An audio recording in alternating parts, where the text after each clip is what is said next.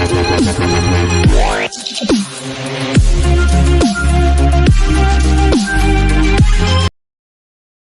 première anomalie de cette série, le non-respect de la parole donnée. Après le coup d'État du 30 août 2023, les militaires ont annoncé qu'ils organiseront l'élection présidentielle pour remettre le pouvoir aux civils. Pour illustrer notre étonnement à ce revirement, qu'il me soit permis de citer la conclusion hautement démocratique et républicaine du discours historique du 4 septembre lors de la prestation de serment du président de la transition. Voici ce qu'il a dit, je le cite. À l'issue de cette transition, avec l'apport de tous les Gabonais partenaires au développement, nous entendons remettre le pouvoir aux civils en organisant de nouvelles élections libres, transparentes et crédibles dans la paix. Fin de citation. Mais toutes les gesticulations et rumeurs les plus officielles prédisent la candidature inopportune du président de la transition. J'aimerais que ces rumeurs soient fausses. La première chose à restaurer pendant la transition, c'est le respect de la parole donnée. C'est un gage de sincérité, de crédibilité au moment où on veut restaurer nos valeurs ancestrales. D'aucuns disent qu'il faut laisser le pouvoir aux militaires, pour deux raisons. Primo, ils disent que les civils ont gouverné ce pays et n'ont rien fait. Secundo, ils disent qu'en un an, les militaires ont fait plus que le président déchu. Je voudrais nous rafraîchir la mémoire. Le régime gabonais du président de la République Albert Bernard Bongo, devenu ensuite Omar Bongo Ondimba, en passant par Ali Bongo jusqu'à maintenant, en période de transition, à Oligui Nguema, le régime gabonais est un régime militaire, éminemment militaire. Pour rappel, Albert Bernard Bongo était un agent militaire des services de renseignement généraux français. Quant à Ali Bongo, il s'est militarisé quand il est demeuré ministre de la Défense pendant 10 ans. Et le président de la transition, le général Oligui Nguema, est un militaire en treillis, tout le monde peut le voir. Et toujours commandant de la garde républicaine prétorienne de l'ancien régime. Je voudrais aussi rappeler que les bombes lacrymogènes, lorsque les bombes lacrymogènes s'abattaient contre les étudiants et les populations gabonaises qui demandaient la démocratie en 1990, en 1998, en 2005, en 2009, ou quand des fusils d'assaut tuaient les Gabonais en 2016, ce n'étaient pas des civils qui commettaient ces crimes. Il ne faut pas falsifier l'histoire nationale. Si cela est vrai, c'est la preuve qu'on n'a pas besoin d'un mandat long de 7 ans pour réaliser des exploits. Puisque en un an, on peut faire ce que les gens n'ont pas pu faire en 14 ans. Je dis donc bravo au CTE.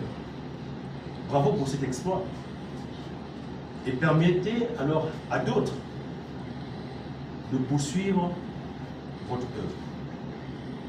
Deuxième anomalie, l'interprétation du coup d'État en coup de libération du système Bongo-PDG. Qui a libéré qui au fond? Et de qui est-on libéré? Il ne fait aucun doute que les Gabonais ne voulaient plus entendre le nom du Bongo à la tête du pays. Mais les Gabonais ne luttaient pas contre Ali Bongo, il faut le dire. les Gabonais se battaient contre ce qu'ils incarnaient globalement, le système Bongo PDG dans sa totalité. Or, il incarnait quoi? La monarchie, la dynastie, la dévolution héréditaire du pouvoir, la corruption, la jouissance unique des richesses du pays entre coquins et copains, le mépris des Gabonais, le sous-développement, la luxure, les détournements des deniers publics, la démocratie meurtrière, j'en passe. Il ne fait aussi aucun doute que le président de la transition vient édulcorer, il faut le dire, le long règne héréditaire des Bongo. Mais en même temps, il ne fait aucun doute que le président de la transition est de la famille Bongo. Ainsi donc, un membre de la famille Bongo aurait libéré les Gabonais de la dynastie Bongo. Vous verrez où ça touche. Comme d'autres l'ont dit avant moi, le président de la transition s'est libéré en réalité lui-même de l'oppression exercée sur lui par l'ancienne première dame, Sylvia Bongo, et son fils Noureddin Bongo. Nous étions 10 depuis fin 2018, 10 compatriotes, dont le collectif appelle à agir pour dénoncer le fait que c'était l'épouse et le fils du chef de l'État qui dirigeaient le pays depuis que Ali Bongo avait été victime d'une attaque cardiovasculaire. Et nous le saluons pour cet acte de bravoure. Mais ce que l'on ne dit pas à propos de ce coup de libération, c'est que c'est aussi le président déchu, Ali Bongo, qui a été libéré. Il a été libéré de la révolution populaire qui devait s'abattre contre lui le 30 août 2023. Le président de la transition a donc en réalité libéré son chef, qu'il a servi avec loyauté et fidélité, tout autant qu'il s'est libéré lui-même du couple Sylvia Noureddin Bongo. Le peuple gabonais s'en trouve-t-il libéré? Le retour du système PDG, du système Bongo PDG au pouvoir. Alors que le peuple gabonais dénonçait la mainmise des ressources du pays par le PDG, qui torturait par ailleurs la démocratie, grand fut l'étonnement des Gabonais de voir une armée de PDGistes, alliés et apparentés, promus au Sénat, à l'Assemblée nationale, à la Cour constitutionnelle, au gouvernement et dans la haute administration. Certains parmi eux ont été même décorés au curieux jour de la célébration de la libération. Contre qui a-t-on libéré le peuple alors? Je ne serai pas aveugle et je ne fermerai pas ma bouche. Ce pays est le nôtre. Il nous appartient à nous tous. Et je crois qu'on ne l'a pas dit assez. Il faut libérer la liberté.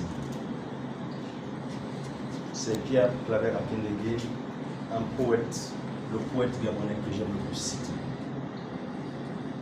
Je prendrai, moi, toutes mes responsabilités face à cette exigence historique en hommage à nos martyrs d'août 2016, au sujet desquels on ne peut faire l'impasse d'une commission vérité, justice, réparation et réconciliation. Ce n'est pas possible.